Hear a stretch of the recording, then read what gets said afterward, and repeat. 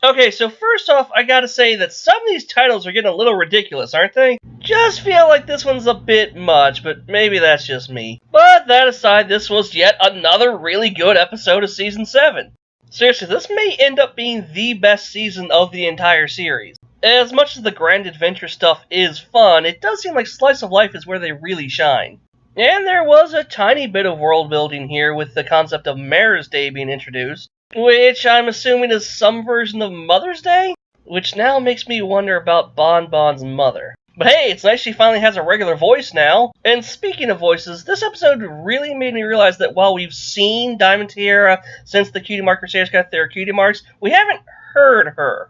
I wonder if the voice actress has become unavailable. That'd be kind of a really big shame, because I just really want to see how they interact now that they're not foils for each other. But that's something to speculate on later, I guess. This episode's all about Rarity's maid, and oh boy, did it take a licking! Even if I hadn't read the description or seen the preview from HasCon, it'd be pretty easy to see where this episode was gonna go. You knew the second Sakura made those potions look exactly the same, they were gonna get mixed up. Which I feel is a bit of an oversight on her part, but at least it was nice to see her again. And she got to appear more than once in the episode, so that's doubly good. I also love the look she gave Pinky when she just couldn't take the hint. Seriously, we really do need to see Sakura more. Especially since I just realized she was in the same room with Starlight. I just really want to see those two talk.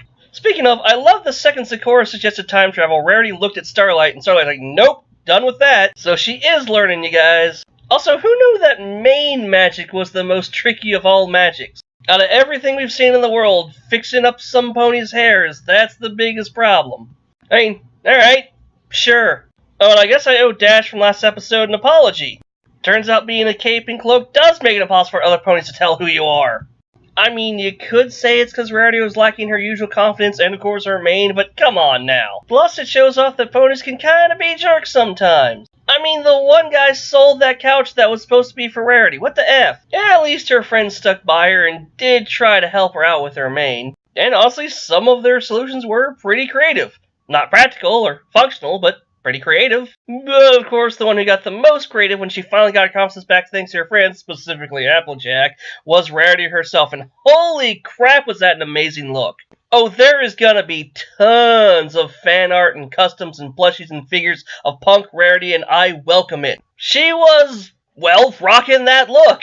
And while we always knew she was going to get her regular main back, I'm kind of sad that happened at the end of the episode. Just would have been cool to see that for a few more episodes. Could be their own version of Punk Storm from the 80s X-Men. Well, they did say months passed, so maybe they could come back to it at some point. You know, have some episodes take place in between that time. I don't know, I just really want to see it again, and it proves that even in the worst of situations, Rarity can always be fabulous. And I think that's a good lesson for the day, so join me next time when I'll share more of my pony thoughts.